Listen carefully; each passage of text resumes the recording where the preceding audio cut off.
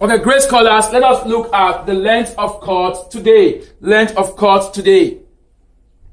You already know what the chord is. We've explained what the chord is in the previous classes. So go through your video and ensure you get the best idea about the chord, the segment, the arc, and other parts of a circle. We're looking at the length of a chord today. Now, the length of a chord given the circle, with the center O, you have that. I mean, this is arrow, the radius arrow, and you have an included angle, theta. Of course, from here to here is your AB, that is your chord, AB. You have the center of it, and an angle is formed at 90 degrees. The length of chord from here, with the included angle theta, the length of chord which is AB, will simply be given as 2 arrow sine theta. Length of chord, the formula for length of chord is 2 arrow sine theta. That is the formula that you should have in U. The formula for length of chord is 2 arrow sine theta. Now, if the angle subtends at any point, we'll be having the diagram. This is what it's called a subtend. An angle to subtend at any point from the center. You have this circle given. This is the center, for example. You have this. You have theta. That is to subtend. That is it. That is it. This angle is always twice this angle. This angle is always twice this angle. So if I call it beta, it simply implies that a beta is simply, beta will be theta all over 2, because this angle that is here at the center is twice this angle at the subtend part of it. So it means if I want to have my B, I'll need to divide my theta by 2. And if theta is not given, and I want to find out theta, where my beta is given, I need to multiply my beta by 2. Whatever I have is the angle at the center. Now, the theory that states that for circle theory states that one of the theories states that the angle, the theorem of circle, theorem 1, the theorem 1, first theorem of circle states that the angle which an arc of a circle subtends at the center, is double or twice that which it subtends at any point. At any point on the remaining parts of the circumference. The remaining part of the circumference. That is it. So that is the formula. So in this case, if you're dealing with this type of circles, and you're asked to find the length of arc at this time of the subtended angle, you'll not be using this formula, but you'll be using the one that has to do with length of chord. Length of chord will simply be 2 arrow sine theta over 2.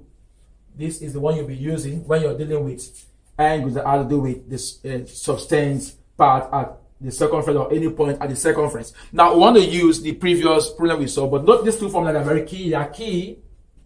These two formulas are key. When you're dealing with circles that have subtends in this form, you use this formula for length of arc. But if it is not subtend in this form, but direct as this one, they use this formula to solving the length of arc directly. Let's deal with the problem we used in the other previous class, where we have the center of the circle. You have 120 degree, and you have 7 centimeter. Want to use find the length of arc, the length of chord of this particular shape. Length of chord.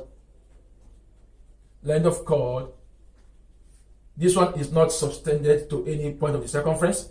Is equal, using that formula, is equal to 2 arrow sine theta. So that will be, if I substitute the values, I have 2 times radius, which is 7, times sine 120, times sine 120.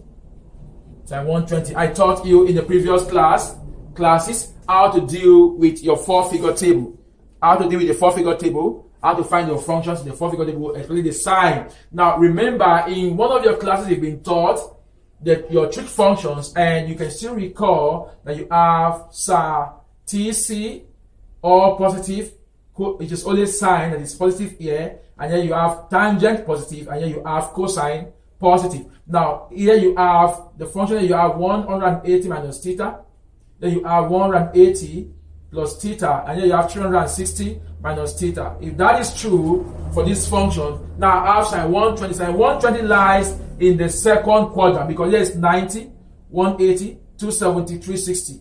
So sine 120 lies in the second quadrant. I wanted to help you find the equivalent sine of 120 that can give us the same result. So I can use your 4-figure table to work it out yourself. So sine 120 lies in the second quadrant. That would be sine 120 is equals to sine 180 minus 120. That will give you sine 60. So it means sine 60 have the same value as sine 120, and that is 0.8660. If you use your 4-figure table to press out sine 60 or sine 120, you're going to have 0.8660. Now we know that sine 120 is 0.8660. Therefore, our length of arc, which is length AB, will be equal to 2 times 7 times 0.8660. If you multiply that, you have your final answer as 12.1 centimeter. In one decimal place, your answer is 12.1 centimeter. 12.1 centimeter. So this is the length of arc of this particular shape circle given to us. Remember I said if the center angle or the angle subtends at any point at the circumference, at any point of the circumference or the circumference, then this is the formula I'm going to use.